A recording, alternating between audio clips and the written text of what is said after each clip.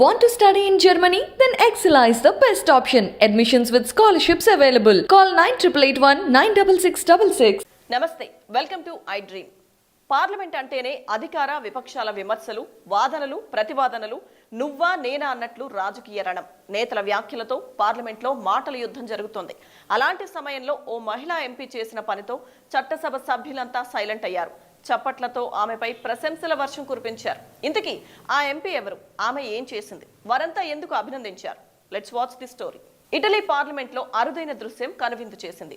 ఓ మహిళా ఎంపీకి ఆ పార్లమెంట్లో ఉన్న మిగిలిన వారందరూ ఒక్కసారిగా చప్పట్లతో ప్రశంసల వర్షం కురిపించారు.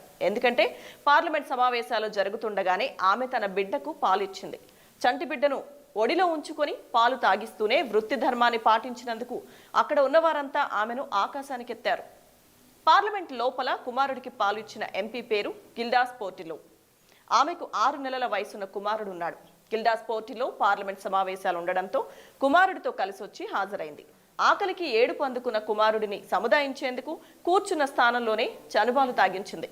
ఈ ఘటనను చూసిన మిగతా పార్లమెంట్ సభ్యులు హర్షం వ్యక్తం చేశారు. ప్రజలతో ఎన్నికైనందుకు ఓ పక్క పార్లమెంట్లో ఎంపీగా విధులు నిర్వర్తిస్తూనే తల్లిగా తన బిడ్డకు అన్ని సేవలు అందిస్తున్నందుకు అభినందనలు తెలిపారు. తమ సీట్లలో నుంచి లేచి నిలబడి చప్పట్లతో ఆమెకు అభినందనలు చెప్పారు.